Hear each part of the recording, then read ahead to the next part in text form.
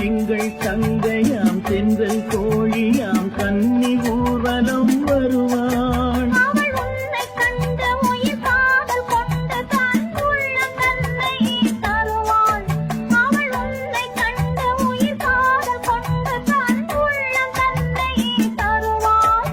நான் அள்ளிக் கொள்ள அவள் பள்ளி கொள்ள சுகம் மெல்ல மெல்லவே புரியும். நான் அள்ளிக் கொள்ள அவள் பள்ளி கொள்ள சுகம் மெல்ல மெல்லவே புரியும். கை தொடுவாள்